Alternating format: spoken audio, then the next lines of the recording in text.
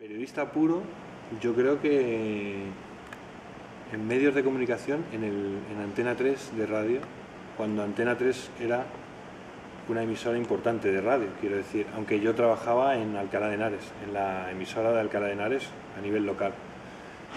Como periodista puro es eso, aunque yo también considero periodismo los inicios de PC Fútbol, cuando hacíamos la base de datos y yo me ocupaba, era responsable de toda la parte deportiva de PC Fútbol, no informática sino deportiva.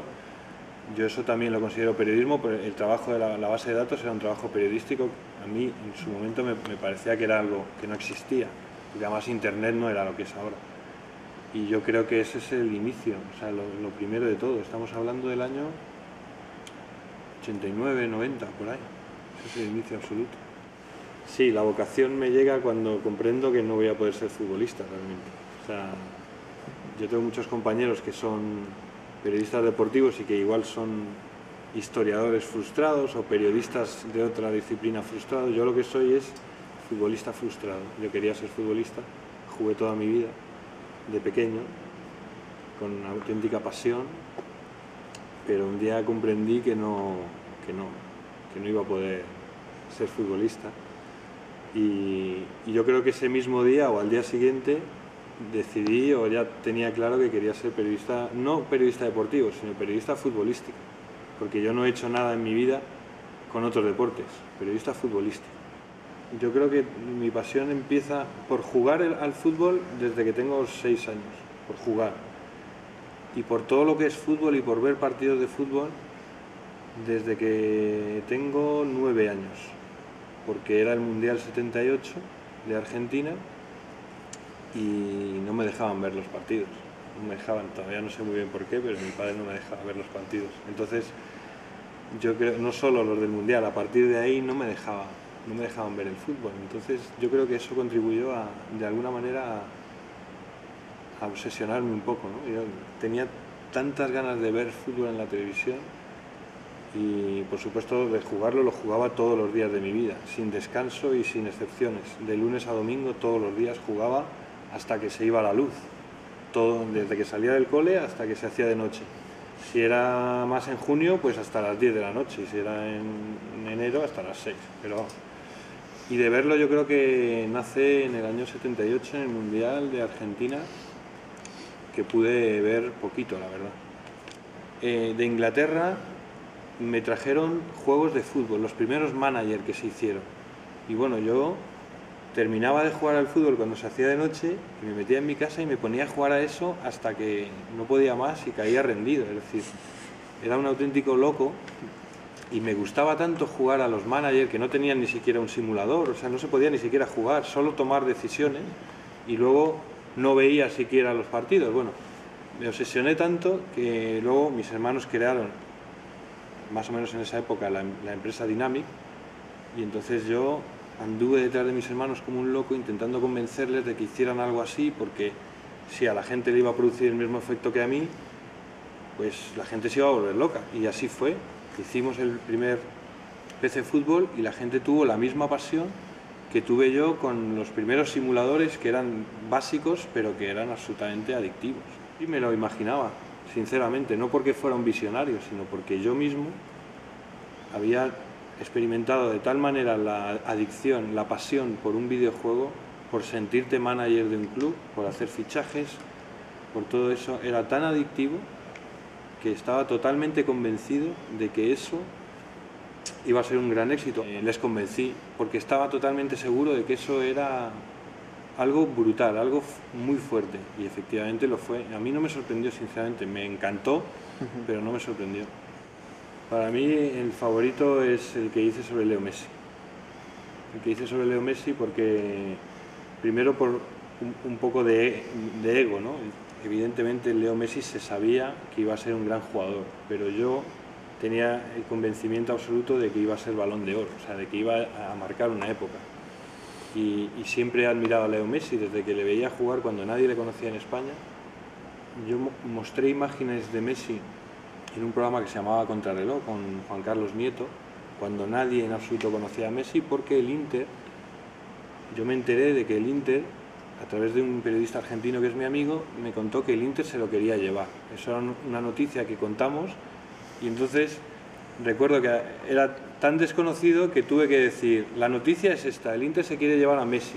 Y lo siguiente fue, y este es Messi, porque nadie le conocía. Y entonces vimos imágenes suyas y desde que vi jugar por primera vez a Messi le admiré tanto y me gustaba tanto que en cuanto tuve la oportunidad, aprovechando que tengo amigos en Argentina que me ayudaron, por supuesto, decidí irme a Rosario a hacer los orígenes de Messi. Empecé a contactar con gente en Rosario y cuando ya consideré que tenía pactadas un número mínimo de entrevistas para que pudiera salir un buen reportaje, me marché a Rosario y estuve allí 10 días, hasta en el último rincón en el que estuvo Messi. Y aquel trabajo fue muy gratificante, la verdad. Solo el hecho de viajar a Rosario y de conocer a la familia de Messi, a sus amigos, cómo me trató la gente y luego el resultado final del vídeo, para mí es el favorito, aunque evidentemente hay otros muchos que me encantan, pero ese es el número uno para mí. Lo más duro de todo lo que yo he hecho ha sido trabajar en el día después, como reportero, para luego hacer reportajes en el día después. Ir cada semana a un partido a buscar una historia es una presión muy grande, es decir, para el que se la pone, evidentemente. Yo quería tener todas las semanas una historia para contar y para hacer un vídeo. Entonces, por problemas de trabajar en Más y Más Fútbol, yo no podía hacer partidos los sábados se juegan los mejores partidos. Yo iba a partidos siempre, digamos, de tercera fila, y ir cada semana a buscar una historia de esos campos, la presión que yo me ponía, eso era lo que más me inquietaba. Y el mejor momento, posiblemente, el día que eliminamos a mi país de adopción, Italia, en la Eurocopa de Austria y Suiza. Por encima incluso de la alegría que me dio la final, o la semifinal contra Rusia, que también estuve, y que yo creo que vi el mejor partido que ha jugado España jamás, que es ese España-Rusia, al menos la primera parte. La alegría de la tanda de penaltis, estando allí en el Estadio Olímpico de Viena, en el Prater, verlo allí, yo creo que es la mayor alegría que yo me he llevado, juntando periodista, porque estaba allí como periodista, y aficionado, porque es inevitable ser aficionado al fútbol también. Sí, yo creo que subirá, pero no a corto plazo. No a corto plazo. Y creo que subirá porque al viajar tanto a Italia soy consciente de que los italianos ya empiezan a ser conscientes de que tienen un problema. Porque durante muchos años no han sido conscientes, pero ahora sí. Entonces, ese es el primer paso para resolver un problema, es ser consciente de que lo tienes. Los italianos ya son conscientes, ahora yo creo que tardarán un tiempo. Y el problema del fútbol italiano es que está anclado, se ha quedado anclado, es mi punto de vista. En lo táctico y en cómo se concibe el fútbol italiano se ha quedado anclado. Y luego hay otro problema que es de infraestructuras y de falta de profesionalidad, es decir, los campos están abandonados porque hay una cultura de que los estadios son municipales, la mayoría, entonces los municipios o los ayuntamientos los tienen abandonados. Entonces, ya solo el aspecto de jugar en un estadio que se cae a pedazos por fuera y que encima tiene una pista de atletismo, todo eso le quita brillantez al fútbol italiano y está haciendo que la gente tenga un gran desapego.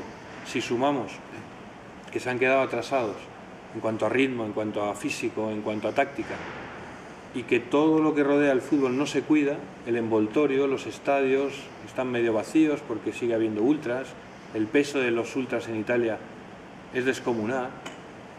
Y me contaba ahora mismo una anécdota a mi jefe, Carlos Martínez, que estuvo el otro día en Nápoles haciendo el Nápoles-Villarreal, y me contaba que el capo de los ultras del Nápoles entra en el estadio, pero no por la grada, entra por la pista olímpica saludando a la gente.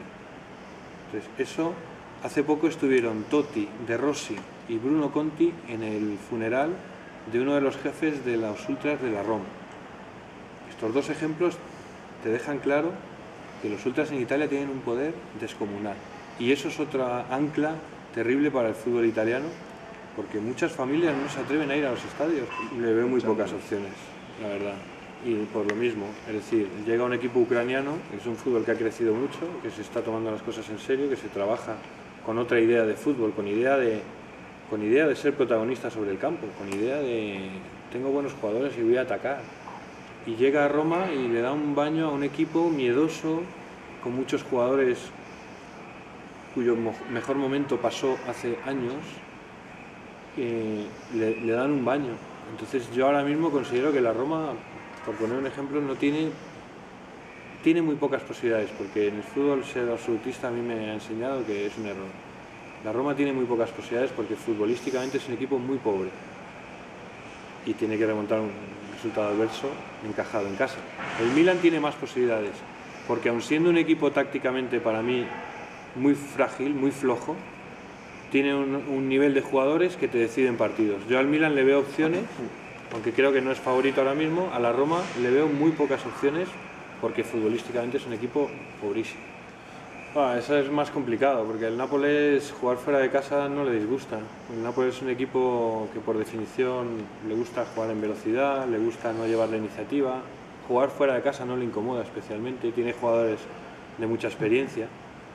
Lo veo al 50% esa eliminatoria, a pesar de que el Villarreal consiguió un buen resultado en la ida.